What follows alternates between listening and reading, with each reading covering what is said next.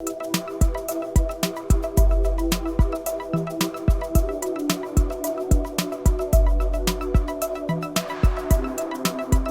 afternoon, I'm Daryl Jones, Director of Research at Hedgeye. Welcome to our call on the coronavirus outlook and its impact on the economy, hosted by me, but featuring Neil Howe, our resident demographer. Before we hand it over to Neil, we're going to play a brief disclaimer.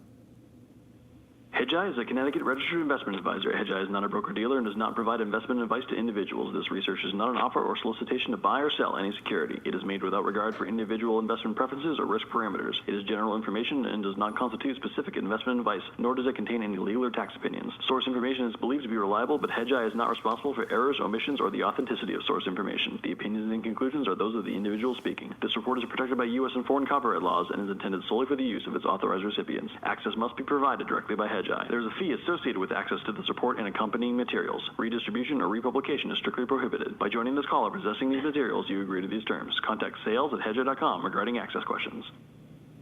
Great. Thanks, everybody. Just a reminder, if you have any questions, qa@hedgeye.com if you're listening to the dial-in, or if you're on the website, you can put them in the queue, and we'll get to the questions at the end of the presentation. It's all yours, Neil. Great. Thanks, Daryl. And it's great to be on here. I hope we may get a lot of viewers. I mean, people are increasingly working from home. Maybe they have nothing else to watch. So, we have a captive audience. We're looking for that. I want to start out. I have a little deck here, but we're going to move as soon as we can to Q&A, because I know a lot of you have questions. I've been getting a lot of questions on this topic. What I'm going to do is just go through first some general observations. What I call the math and glossary of epidemic mortality. We're going to go through that. So a little bit demography speak here. Parameters of exponential growth. So what's happening in China? I think that's a really interesting question. China's about a month ahead of the rest of the world. By looking carefully at China and kind of being able to figure out what's actually going on in China, I think we're looking kind of ahead in time, so to speak. And then finally, from looking at China, we see some of the dilemmas for the world. So let's just move right in.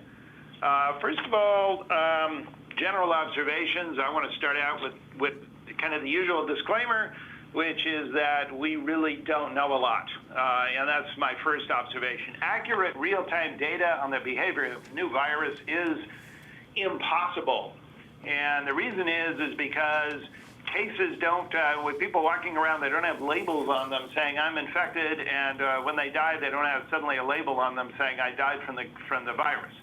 I pointed this out in the piece I wrote last week, and that is that even the CDC, even in America, and the CDC has no idea in real time of how many people actually die from the flu. It is statistically inferential based on the virulence of the flu in every particular region, and they simply infer the number of deaths. It's very difficult to tell when someone actually dies of a virus. The tests are not accurate, and the tests are often, are no good after the person, before the person's fully infected, or after the person's already been infected, and they're no longer infected. You don't know if they have immunity or not, so you don't know if they have been infected.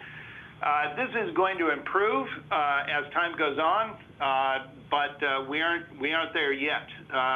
We're about a month behind in what we should know about the virus because of the rampant data censorship from China.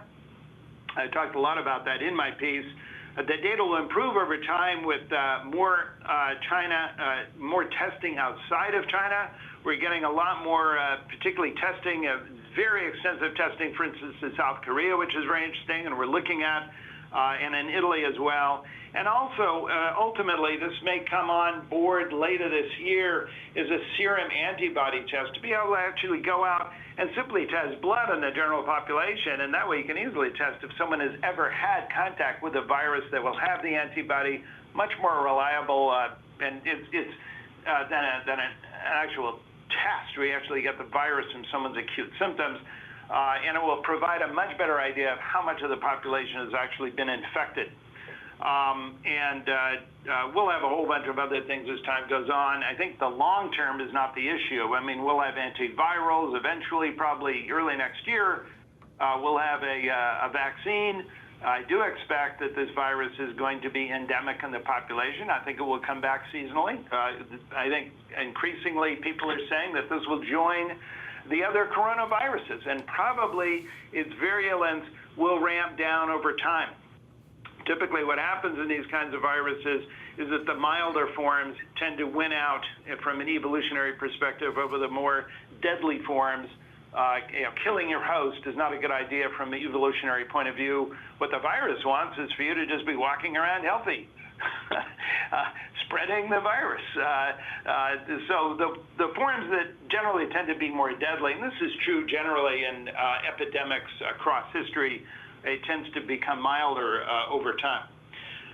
But anyway, this is long-term future. Right now, we don't have much time.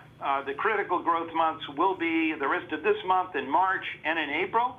I should say my kind of third observation is we do know at this point that the virus's spread is pandemic. I know the WHO keeps on saying we're very close to pandemic, very close to pandemic. They don't want to declare it because they don't want to demoralize all the health workers. They still say we can contain it, and it's true. I mean, containment to some extent can work. But the criteria for a pandemic is that the virus is, the pathogen is new, it's deadly, and spreads uncontainably through community transmission and is spreading worldwide. COVID-19 is now in 119 countries. It's all over the world.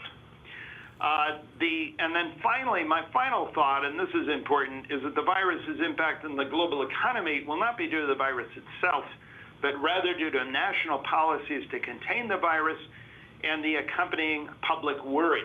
And as you all know, both from the public's point of view and from the market's point of view, nothing is worse than fear and uncertainty, particularly when you just don't know yet what the parameters are, how bad it's likely to get, or whether or not the whole thing was overblown from the fears that some people had. All right.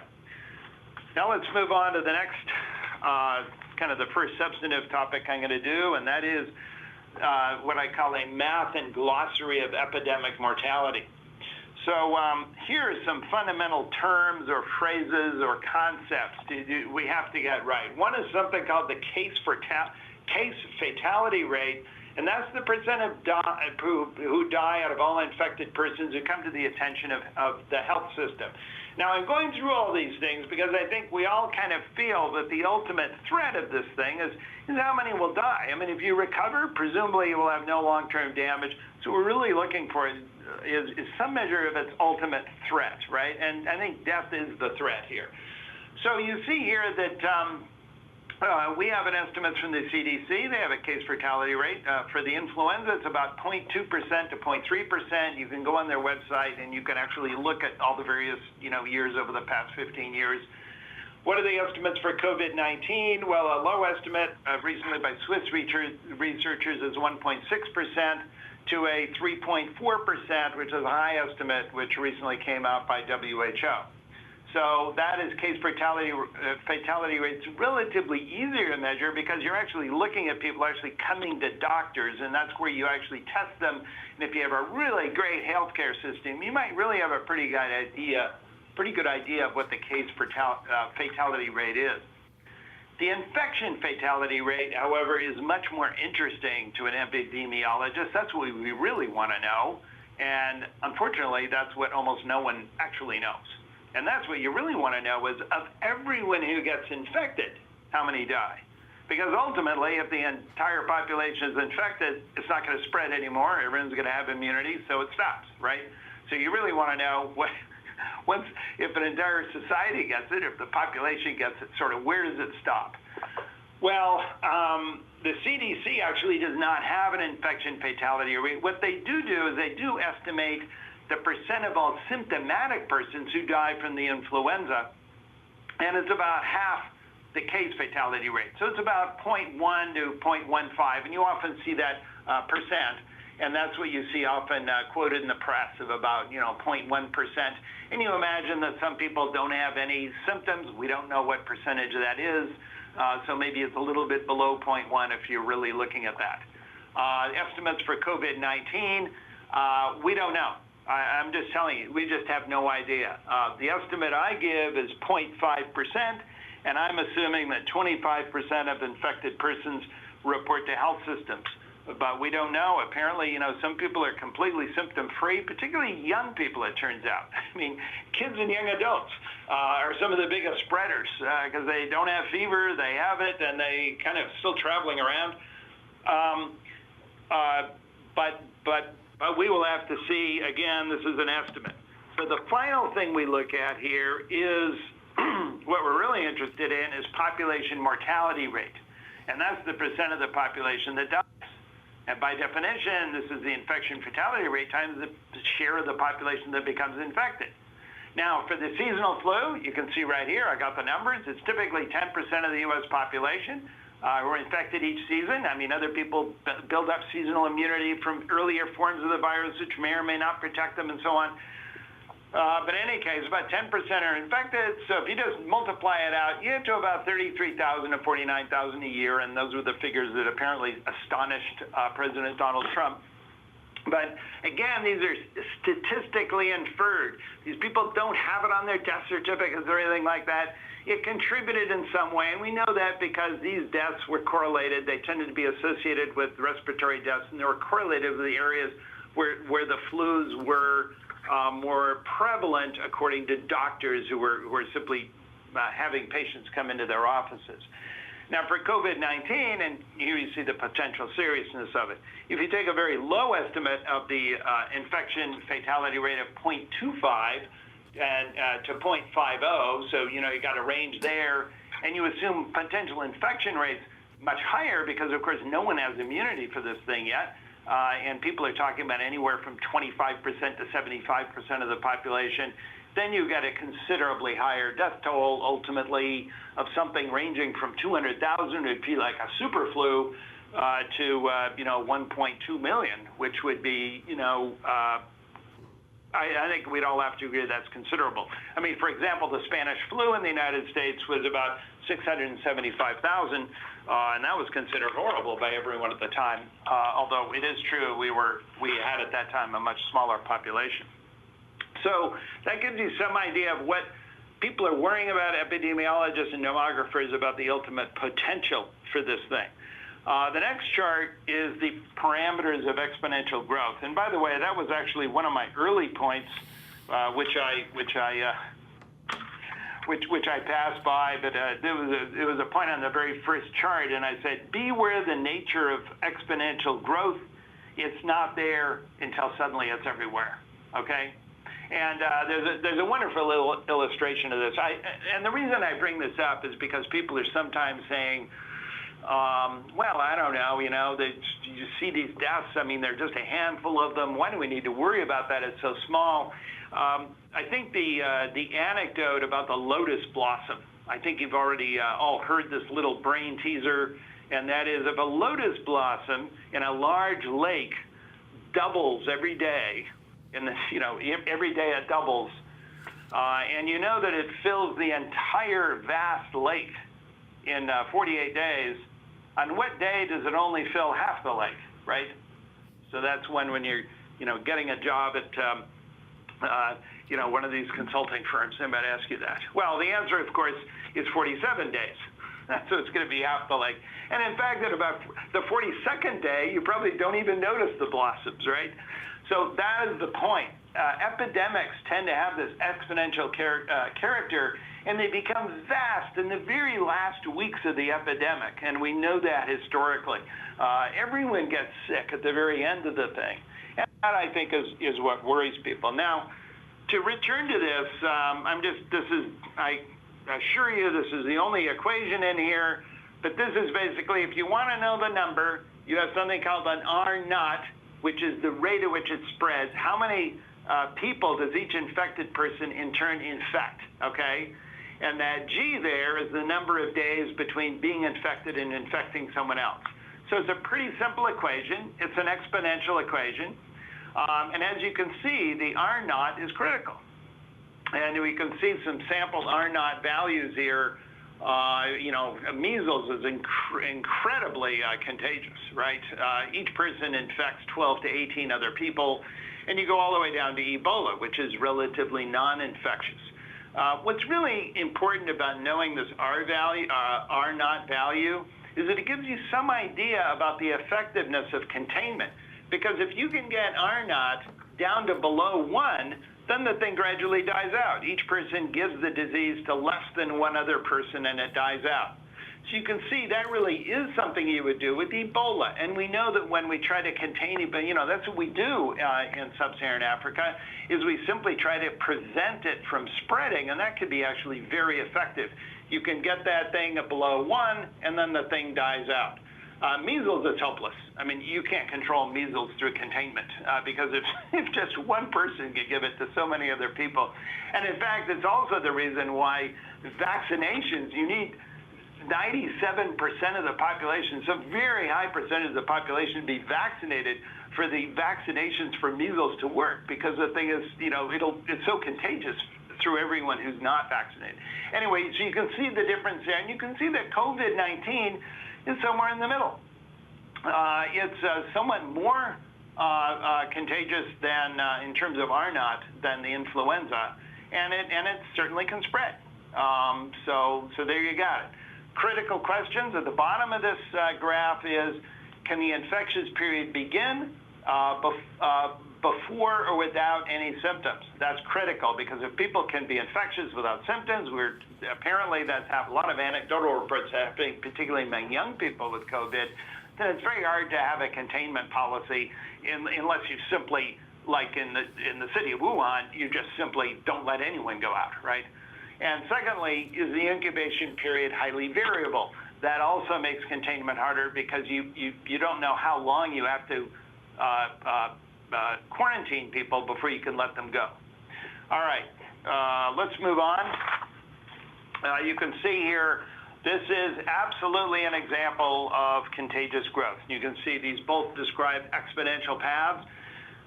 The average doubling days for the confirmed cases outside of China is about 4 days, and the doubling for deaths is about 3 days. I think deaths is faster than cases because a lot of countries, particularly like Iran, suddenly discover they have a lot of deaths, and they suddenly realize there are a lot of cases that they don't know about. But anyway, you can see thus far this has simply this is following what we all can identify as an exponential trajectory. All right, but that gets to the next question: what's happening in China? Because this exponential pattern is not happening in China. I'm going to return and actually show those a little bit later. I'm going to show those same charts for China. Since mid-February, the case and death counts have dramatically decelerated in China. And for two major reasons, I think, and again, I spelled that out in the previous report, so I'm not going to go into detail here. But the one reason is China has increasingly suppressed accurate case and death counts. And we wrote a lot about that. They don't have enough test kits. People don't want to come to hospitals. The hospitals weren't even accepting people. They have a very strict standard for counting you as dead from the COVID-19. And there's no incentive for anyone, because the only news in China that anyone accepts is good news. So, no one wants to say anything bad. And by the way, there are an enormous number of reports in media and feature stories, reports from people in Hubei province about how their relatives were diagnosed with coronavirus, but then on their death certificate it just said viral pneumonia. Well, that's true, it is viral pneumonia, but that doesn't get you categorized in their official count. And the one thing everyone knows about China is they're intensely focused on how they look to the world, and this is why the only good news that's allowed is the only news is allowed is good news. The one thing I look at, I think, is evidence for the extent of suppressing accurate case and death count is the enormous incomprehensible incongruity between the death counts they're reporting and the response by China. I mean, they're locking up entire cities. We've seen a deep freeze of the entire economy. We've seen these draconian policies are being reported. And yet, the count now, and if you look at maybe 100 deaths, I think at its peak, it wasn't that much more than 100 a day. At least now it's under that. But here's the thing that people don't understand about China, and this is sort of a demographer's perspective. China is a population of 1.4 billion people. Every day in China, 27,000 people normally die.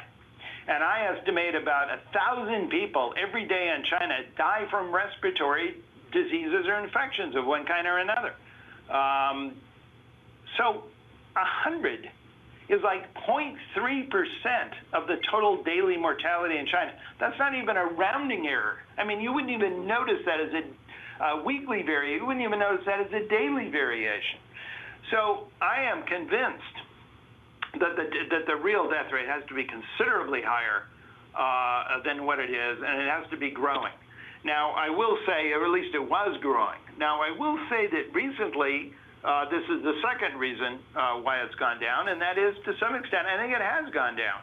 And that is because they've effectively reduced, or they've ratcheted down the R-naught. Remember we were just talking about? Now, if you ratchet down how fast it spread to other people, and in Wuhan, they may have ratcheted it well below 1, because everyone's basically shut in. No one's spreading it. Well, you can, if you're willing to do that, you can stop it. You can at least stop it for a while. If you do that throughout the entire society, of course, long enough, I suppose you could stop it permanently. But anyway, that's what they're doing. Radical urban shutdown and social distancing policies. Due to the shutdown policies and popular alarm, China's economy remains largely frozen, and we'll have some charts showing that in just a second.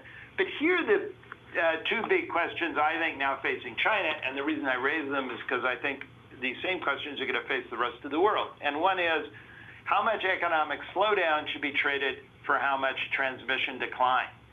Particularly if, and some doctors are beginning to suggest this, you can slow the transmission decline, but you can't eradicate it, not with an initial R-naught of, something like, 2.3 or 3. So it will continue to grow, albeit much more slowly in any case. So what do? You simply devastate the economy, simply in return for slowing this thing down, which is going to eventually spread anyway. So that's the one question. And the next question is, to what extent are national leaders in charge of the economic slowdown? That's becoming very interesting now, by the way, because increasingly Xi Jinping and all the party leaders are trying to get the economy back to work. I think they realize, we can't afford to let this economy just fall completely flat for a couple of months in a row. All kinds of businesses are going to go bankrupt, particularly small businesses, migrant workers, they're coming into the cities. They need income. A lot of people need income to survive. But apparently, there's a lot of popular resistance to this. And the extent to which this is still because of regulatory activity from above, or whether from below people are simply declining to go back to work, is, I think, one of the big questions right now that we're trying to answer. So my final point on this slide is that these same two questions may soon face economies in the high-income world, starting with, obviously, Italy, Japan, North Korea. Then we're going to see it Spain and France, and then soon in the rest of Europe, North America, and Australia.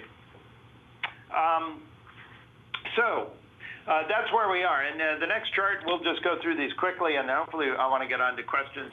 You can see the dramatic shift that happened right about the middle of February. And you can see this. See, we had something roughly, at least beginning to approach some kind of exponential growth early, and then it just got kind of ratcheted down the other way. And you can see the same thing with total number of deaths. Again, I think that's partly due to increased suppression of reporting, and also the lockdown, which has, I think, to some extent has slowed the growth of infections and deaths within China. We have some other charts here. I think these are just sort of interesting to look at. These come from, you can see these on a number of websites. We've just borrowed these from Capital Economics, which is made public, and there's another one we do by the Financial Times. Many of these things you can get publicly. We've been on a number of websites, Baidu and others, actually showing differences in vehicular traffic in China. But here you can see the extent of how much it's still frozen. This has been updated on March 10th, so it's pretty recent. You can see daily subway passenger traffic across 9 major Chinese cities. 30 Chinese cities have subways. These are among the 9 major ones. You can see how far we are ever since the Lunar New Year beneath where we've been. That scale, by the way, goes all the way down to 0. This is how people, this is how people get to work. Daily passenger travel, this is a combination of a railway flight and ship tickets, plus a measure of road travel, just taken from, their geomap devices. You can see that remains below. Go to the next one here. We'll fly through these. You can look at it at your leisure. Coal consumption remains very low, although that is beginning to go back up. This is the 6th largest independent coal power generations in China. People do need heat. They do need electricity. You can see this is going somewhat back up. Containers waiting to be offloaded to Chinese ports. You can see that remains still very high. Next chart. And here you can see, this is from the FT, labor migration index. Actually, this shows it going back to normal now, so that basically people outside of their usual hukus are returning to the big cities where they work. But you can see coal consumption index, that shows about the same as the other one. Freight logistics index is certainly growing. But again, their urban civil transport index, and this is an interesting one. This is basically subway and GPS from two different GPS map surveys. So it's basically auto transport. Still remains to be very low. Interestingly, suggests there's really a popular, I don't know, to the extent if people are allowed to actually travel and commute again, but they're simply not doing it.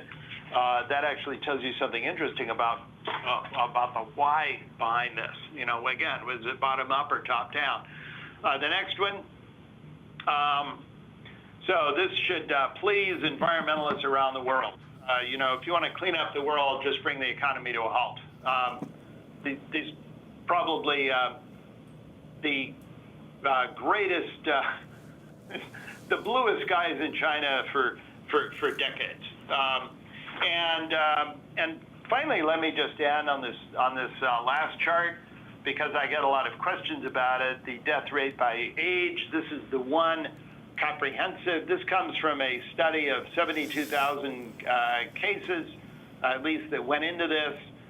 These may not be totally accurate, but it's the best we have right now. And you can see this is one of the unique features of the coronavirus. And we had, yesterday on the health sector, we had a virologist come in and talk about this and how different this is from something like SARS, or very often influenza, which sometimes hits, or H1N1, which sometimes hits children and young adults much more heavily.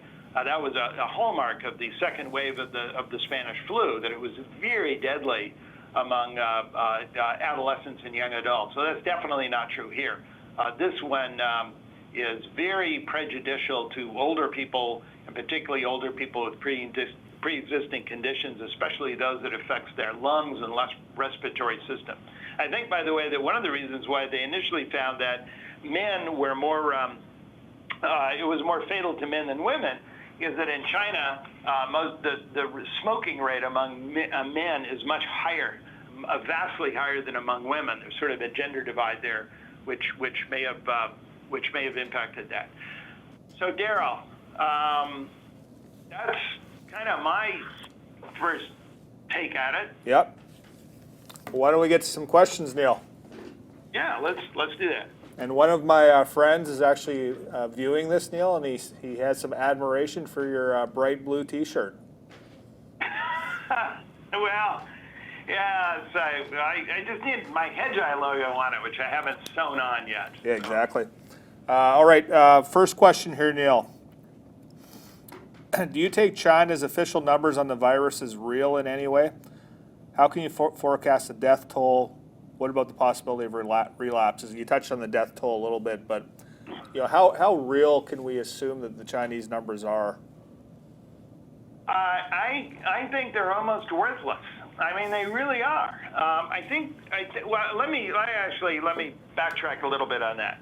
I think that in China, there's some interesting case studies of everyone who came into a clinic, for instance, and I think those are fairly trustworthy. And so we know something about the case fatality rate from those studies. Of 2 or 3 or 4% who die, who come into these clinics and the hospitals. I think those are fairly reliable. The problem is that throughout most of the population, the number of cases is just vastly underreported. I think there are probably millions, maybe even 10 million people in China who are currently infected with the coronavirus, and God knows how many of them died. There are a couple things that China could have done that would provide vastly greater transparency. And I'm sure the CDC would have recommended that if they allowed us to come in there. One would have been to count suspected cases as coronavirus deaths. And they were beginning to do that. I don't know if you recall, about 3 weeks ago, they were doing that for about 2 or 3 days in Hubei province. They were overruled by the party, and no. Only if they, triple check the genotype marker test can you actually mark them as confirmed cases, right? Yeah. That's one thing they could have done. The better thing they could have done, though, this would be simple, and that is to simply monitor total deaths. You don't even have to do it by day. Just do it by week. Total deaths by basic cause. Every country does that, right? They have basic mortality records, and they have death certificates coming in, and they basically have a count of deaths.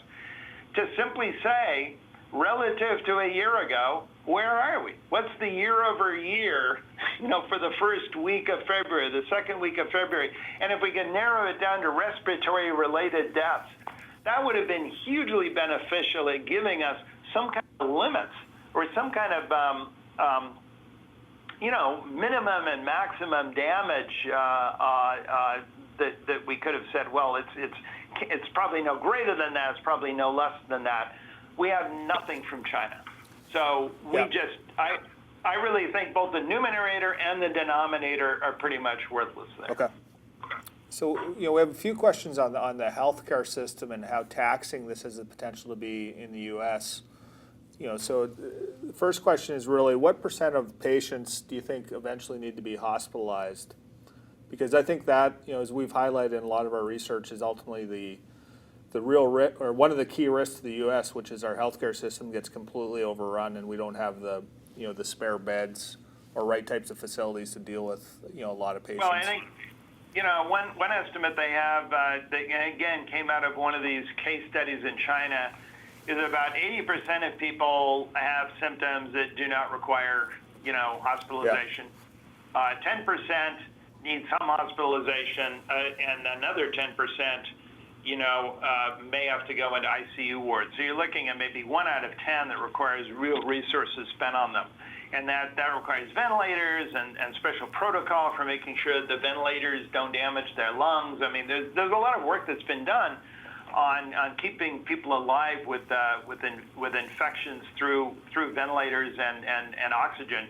As you know, what happens is that the lung fills with fluid in all the little alveoli, which actually transfer oxygen and blood back and forth, and that eventually can kill someone, and it's getting them through that period. Again, the virus itself doesn't really kill you, but it can actually cause inflammation reactions, which can kill you. What are your thoughts on warmer weather potentially dampening the impact of the virus? No, I think that's absolutely true. And an interesting thought, by the way, is how it's actually going to get worse for the lower hemisphere. So if you're thinking about what's going to happen in Australia, Argentina, Chile, just think of South Africa, that's going to kind of work the other way for them. So typically the way these, seasonal pathogens work is that they kind of roll around the world depending on where the they tend to spread depending on where the weather is inviting.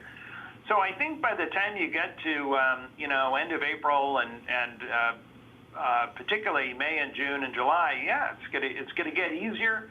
Will it completely stop it? No more than it stops the seasonal flu.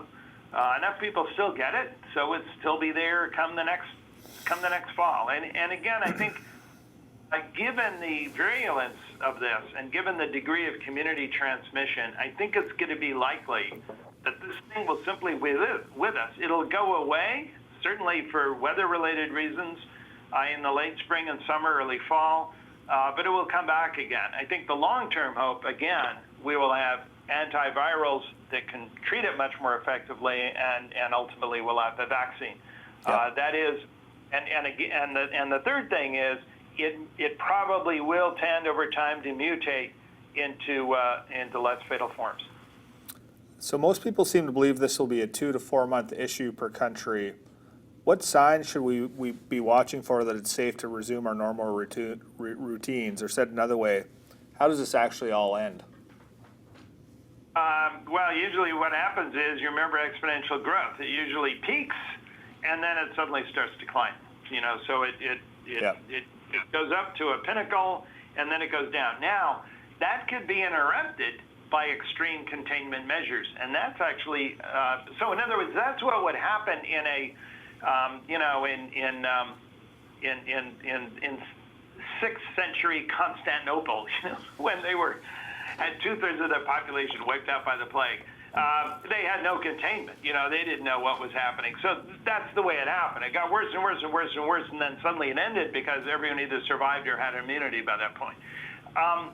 When you can successfully contain it, as China has done, that introduces new wrinkles. Because now, again, the dilemma for China is we can start our economy back up, but as we start it and more people are moving around and mixing with others, remember, in an economy like China, some knowledge workers can work from home, but most people in China, in sales, small businesses, services, heavy industry, and so on, they have to be with other people working together on stuff. You know what I mean?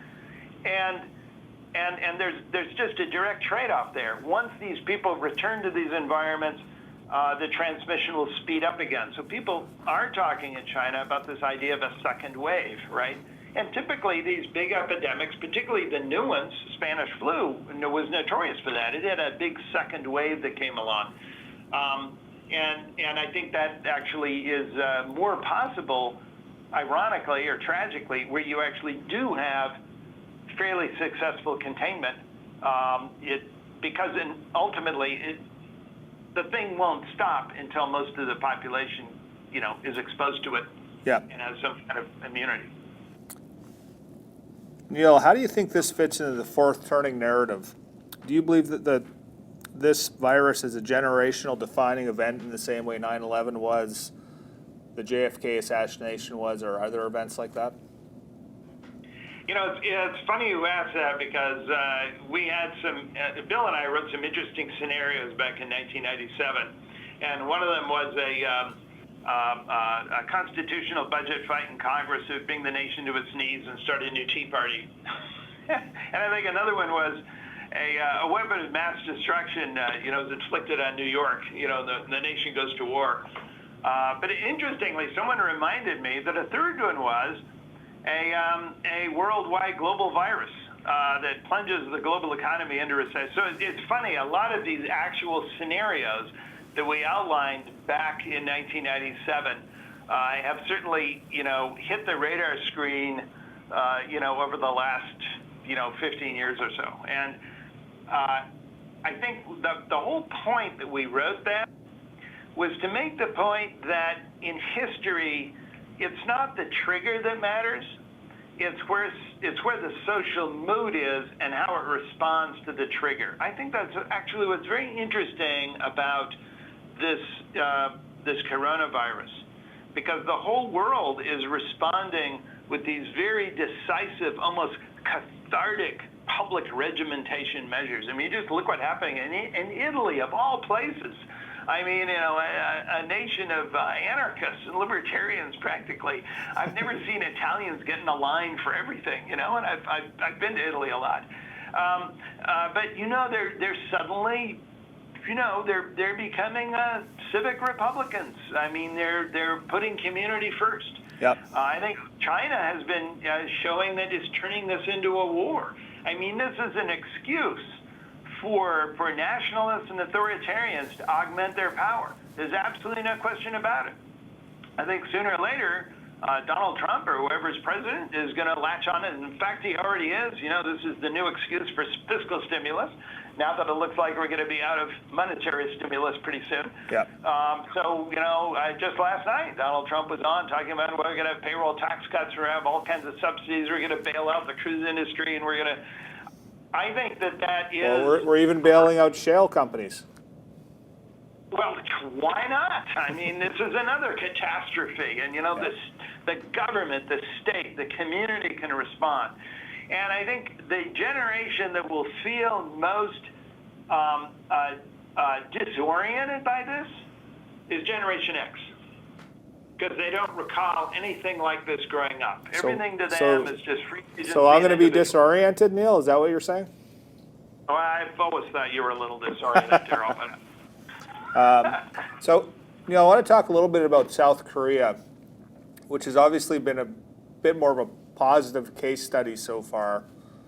I guess what can other countries learn from South Korea, and what can we glean from the data in South Korea, which, by and large seems more positive or favorable than China and other countries so far? Well, two interesting things about South Korea, and that is just as social distancing actually decelerates transmission, social proximizing, I'm just inventing a word here, but yeah. Getting people really close together accelerates transmission.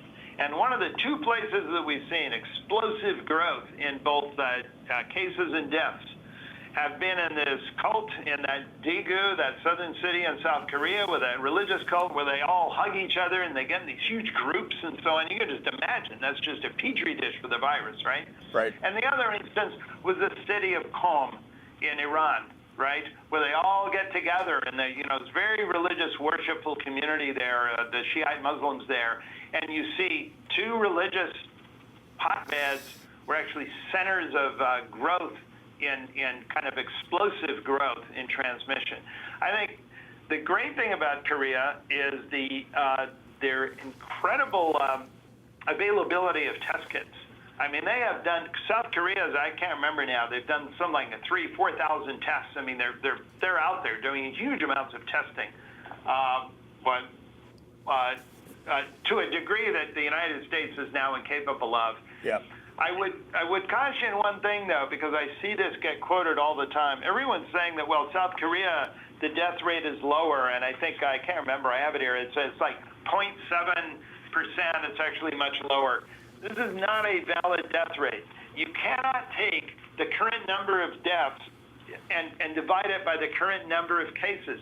Yeah. That is not a case fatality rate, because you need to take the current deaths and project back 3 weeks ago on the number of cases, because that's the generation that it comes from. Do you see what I mean? Yep. The one slice in time underestimates the case fatality rate. So this is from Johnny. Hi, Neil. Biggest question I have is what is likely going to happen in the next few weeks? Are school shutdowns, public gatherings, social events, restaurants, etc.? Obviously, I think I tweeted this earlier, but I think in the U.S. already about 1.5% of schools are shut down. But what should we expect in the next few weeks, Neil? I mean, it seems like we're going to have massive shutdowns. If the data just continues on the same path.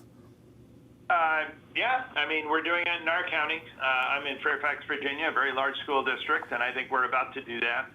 I think that's going to be general. I mean, ironically, the kids are there's almost no threat to the kids at all, right? I mean, because the problem is they're getting infected.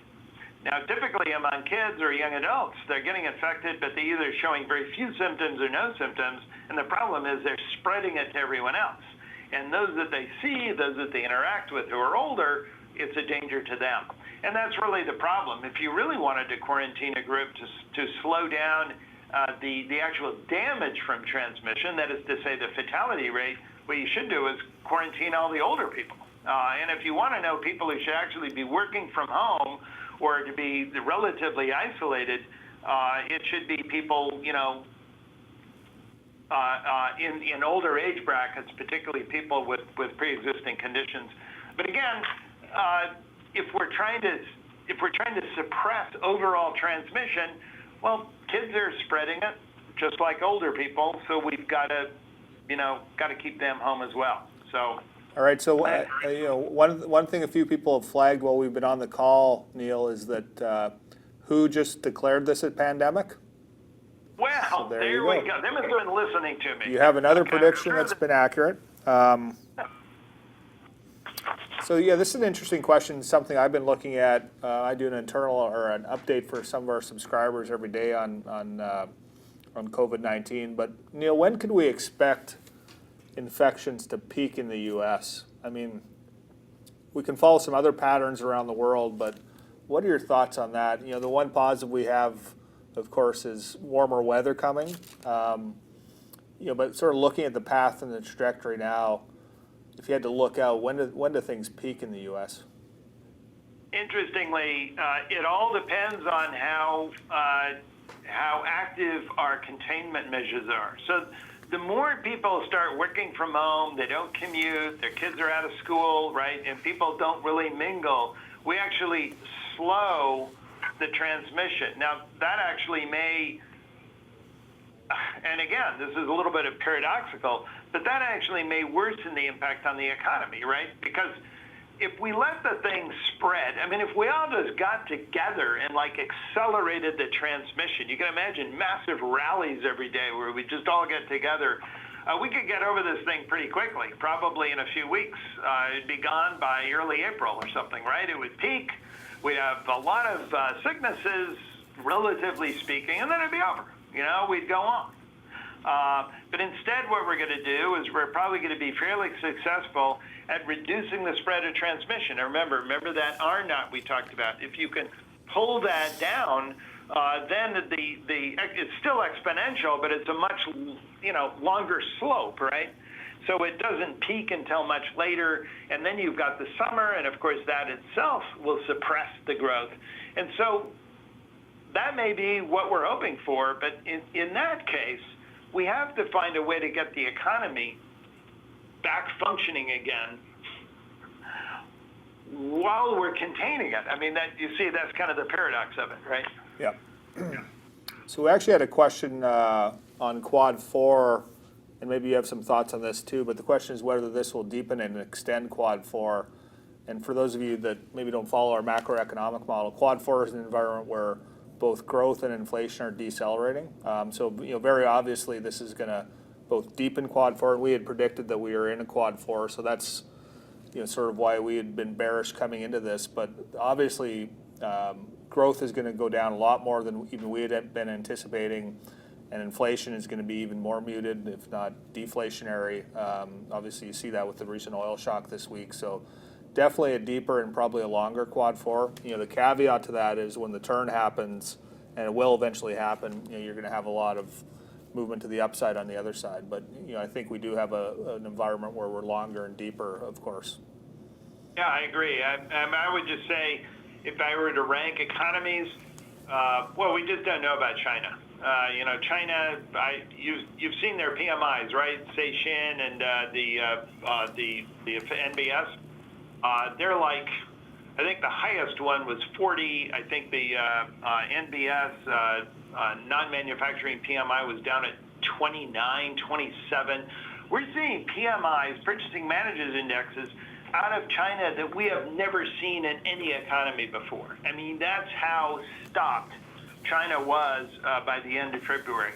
So that should be really a warning to the rest of the world. Now, I would say the first economies that I would say pretty confidently you're going to see in recession by Q2 of this year will be Japan, which I think is already in recession. It had pretty severely negative GDP in the fourth quarter, and the Eurozone. The Eurozone is very weak already, and we can see how much you got Italy, Spain, and France now. And they're going to be very slow to agree on any kind of fiscal response. This is a huge stressor now for the European Union. So I think, again, Japan, the Eurozone, and then the ones that I think will fall, most likely to fall alongside that, will be South Korea and now Australia. Australia is definitely on my recession watch list because it's been sinking pretty, pretty seriously. They just cut rates there, and they're a little bit in trouble there. I think the big open question is North America. Can we avoid it? And so far, we've been, successfully pushing off the ebb tide of the rest of the world. Yeah, but can we continue to do that? But practically speaking, how can the U.S. avoid that type of economic drawdown, especially with the growth rates we're seeing, the lockdowns we're seeing? We just, while I was sitting here, Westport schools just closed all their schools, which is a town near us in near us in Connecticut. Maybe we don't go as deep as China, but aren't we looking at a situation where the U.S. has massive shutdowns? We just had the hotel data come out for last week before travel had really halted. We're talking about down 15% RevPAR. Just in our base case, this is going to be a massive deceleration. I agree, and I think it's going to be led by personal services. Starting with leisure, accommodation, transport. It's going to be also led, on the other hand, by energy, right? Because we saw what's happening now in oil, and the U.S. is actually now probably hurts a little bit more than benefits as oil declines, just in terms of per capita consumption, and that's going to have a huge impact on credit spreads. It's going to be negative, and look, I think the United States was late cycle anyway. We talk about that all the time.